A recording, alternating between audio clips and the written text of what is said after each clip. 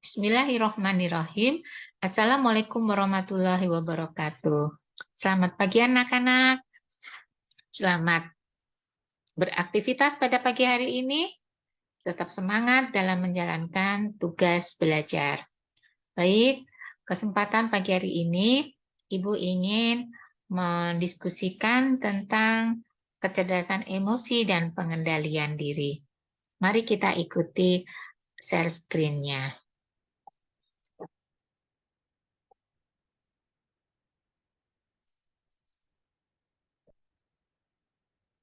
Bagaimana, sudah terlihat?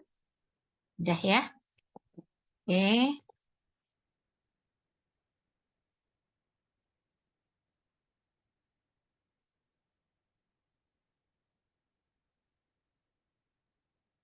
Ya,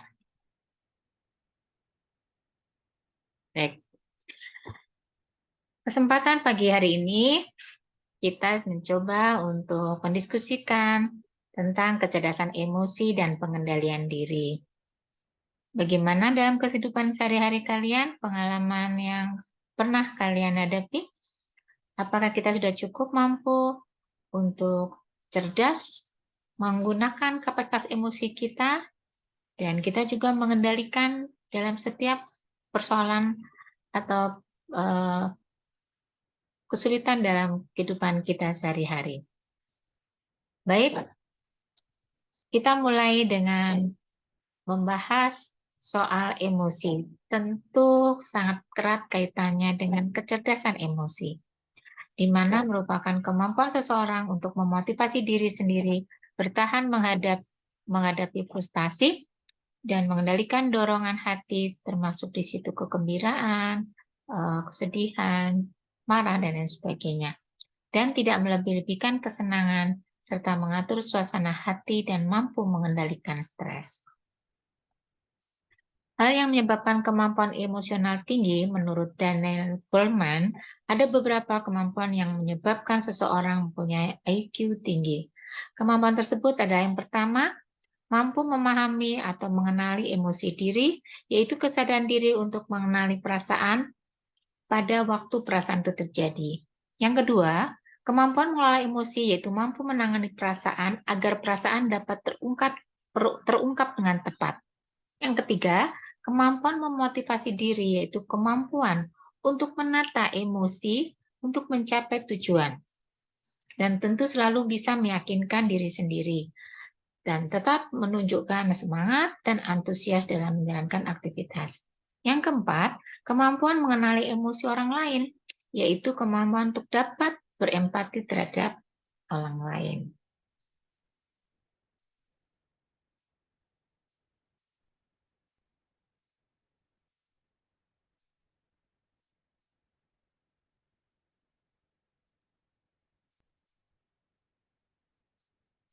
Yang kelima, kemampuan untuk membina hubungan, yaitu kemampuan untuk dapat menularkan perasaan positif kepada orang lain.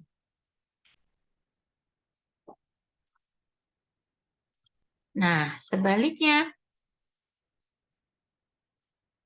bagaimana seseorang secara emosi bisa kita katakan tidak cerdas? Biasanya, seseorang yang secara emosi tidak cerdas, kita bisa melihat dari ekspresinya. Contoh ini. Nah, ini menunjukkan sikap apa?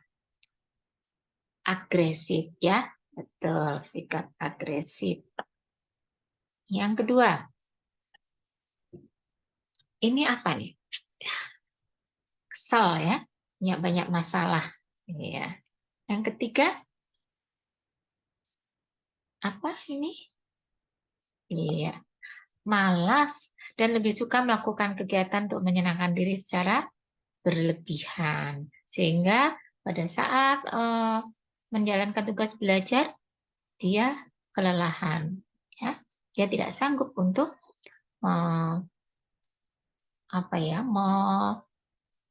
menggunakan ya pemikiran dan keadaan dirinya.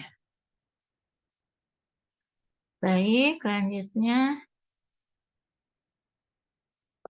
Ya, ini sedang dua orang yang sedang mempunyai masalah, gitu ya, atau sedang berseteru.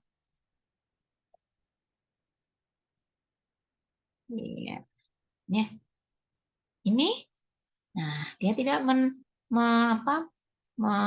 mampu menentukan tujuan. Ini, ya, yang satu. Kalau keruk-keruk kepala tuh biasanya gimana, gitu ya, nggak bisa berpikir. Ya, yang ini, ya, ada yang sendiri dan ada yang kelompok. Ini, ya, ya, ini mencerminkan berbagai bentuk wajah.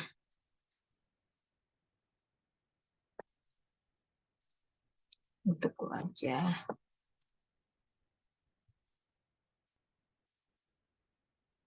Ya. Wajah. Yang terakhir, kurang percaya diri, ya, karena dia masih mempunyai pemikiran atau mindset yang apa ya namanya, punya keinginan di luar dari kemampuannya. Baik, jadi orang yang cerdas secara emosi bukan hanya memiliki emosi atau perasaan saja, tapi juga memahami apa arti emosi dan perasaan tersebut. Dapat melihat sendiri apakah orang lain melihat diri kita. Mampu memahami orang lain, seolah-olah apa yang dirasakan orang lain itu kita juga rasakan. Ya. Ada beberapa hal spesifik yang perlu dipahami dan dimiliki oleh orang-orang yang cerdas secara emosi. Yang pertama, mengatasi stres. Stres merupakan tekanan yang timbul akibat beban hidup. Stres dapat dialami oleh siapa saja. Orang yang cerdas secara emosional mampu menghadapi kesulitan hidup dengan kepala tegar dan tidak hanyut dengan suasana. Cenderung menghadapi semua hal, bukannya lari dari kenyataan. Dapat mengelakkan pukulan sehingga tidak hancur dan tetap terkendali.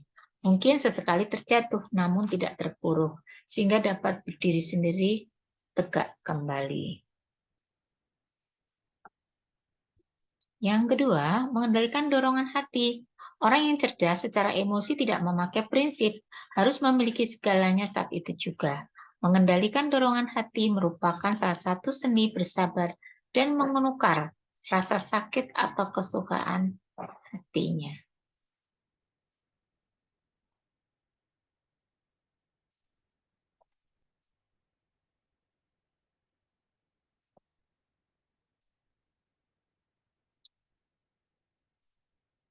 Menukar rasa sakit atau kesulitan saat ini dengan kesenangan yang jauh lebih besar di masa yang akan datang. Kecerdasan emosi penuh dengan perhitungan. Ya, yang ketiga, mengelola suasana hati. Orang yang cerdas secara emosi tidak berada di bawah kekuasaan emosi. Mereka akan cepat kembali bersemangat apapun situasi yang menghadapi, ya, yang terjadi, ya. Dia akan tahu bagaimana cara menenangkan diri.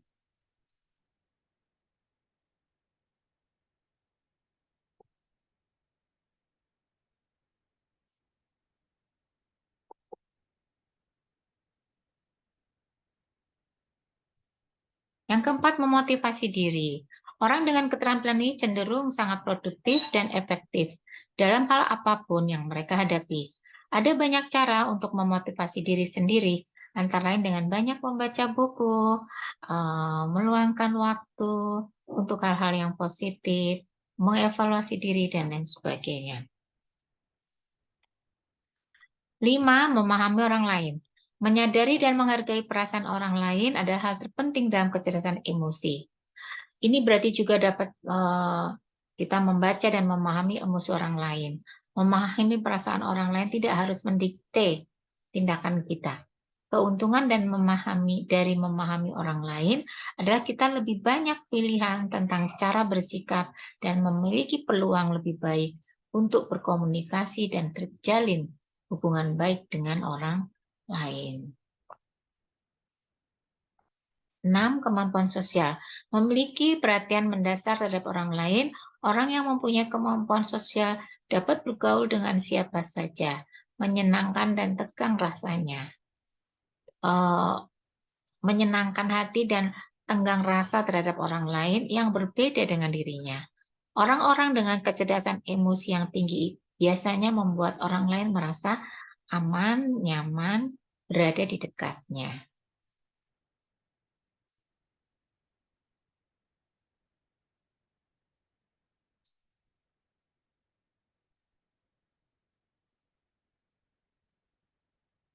Nah, yang terakhir adalah manfaat pengendalian diri. Tanpa disadari, meskipun terlihat sederhana, namun usaha untuk mengendalikan tersebut harus mampu menuai banyak manfaat apabila kita berhasil untuk mengendalikan diri.